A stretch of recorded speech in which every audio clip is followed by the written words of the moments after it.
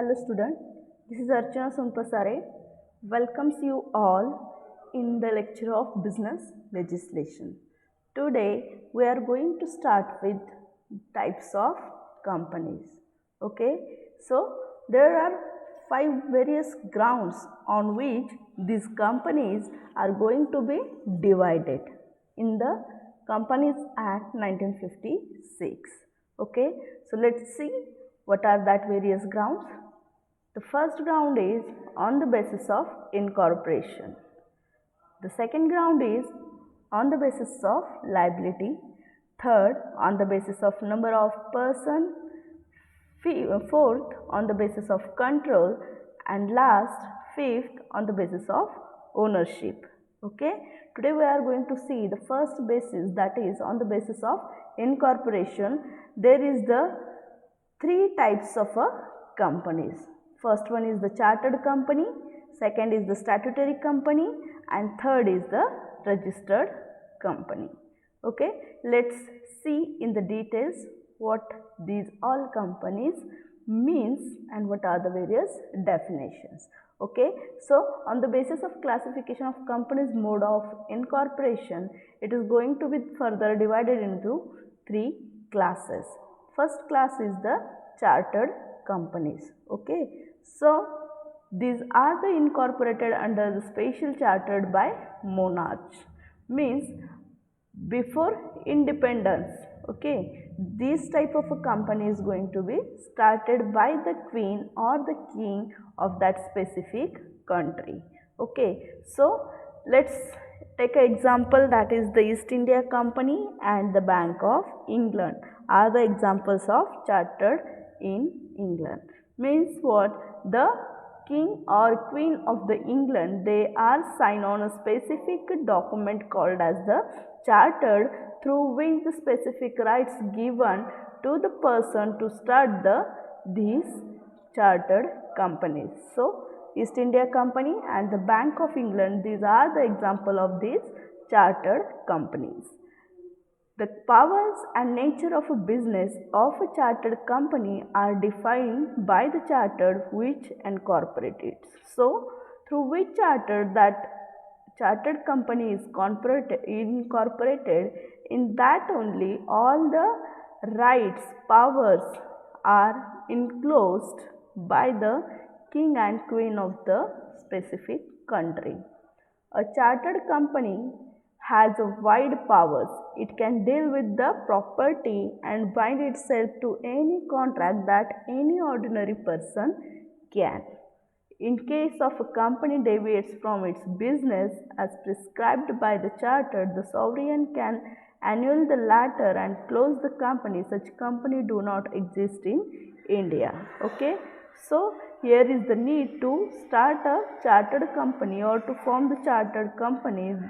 There is the documentation like a charter must be signed and approved by the king and queen of the country. So these type of companies are not available in the India.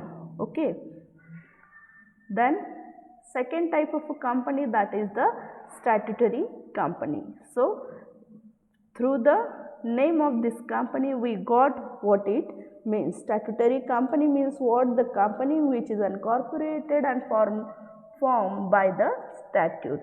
Okay, so these companies are incorporated by special act passed by central or state legislature. So for incorporation or for forming this company, the special kind of act must be passed by the central or state legislature, and afterwards that statutory company is going to be formed.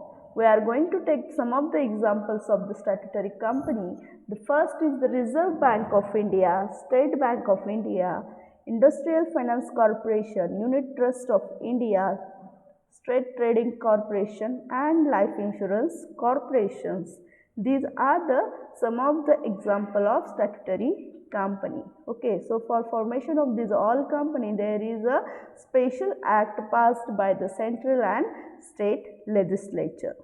Such companies do not have a memorandum or articles of association. So there is no need to create the memorandum of association and articles of association. There is only need to pass a special act for the incorporation of these statutory companies. They derive their powers from the act, constituting them and enjoy certain powers that companies incorporated under the Companies Act have. Okay, so what are the various powers given by this special act that is going to be constituted the statutory companies? These companies are generally formed to meet a social needs and not for the purpose of earning profit. Okay, so we all know every company there is a common purpose behind formation of that specific corporate to earn the profit, but statutory companies are not going to be formed to get the purpose of earning profit. Here is the purpose behind forming a statutory company: to meet the social needs. What are the need of the society that is going to be fulfilled by these all companies, by starting these all companies. Okay.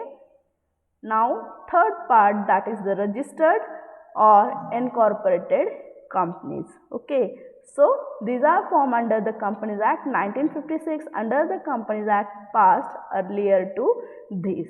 Okay. So in our earlier lecture, we also seen the definition of the company, that company which is registered under the Companies Act 1956 or any previous act is known as the company. Okay, so any incorporate or corporate is going to be registered under the Companies Act 1956, that all companies are known as the registered companies. Such companies come into existence only when they are registered under the Act and the certificate of incorporation has issued by the registrar of the companies. Okay, so there is a need to register these type of companies. If they are registered under the Companies Act 1956 or any prior act at that time that got the existence legally. This is the most popular mode of incorporating a company. So this is the one of the most popular mode of formation of the company, that is the registered company.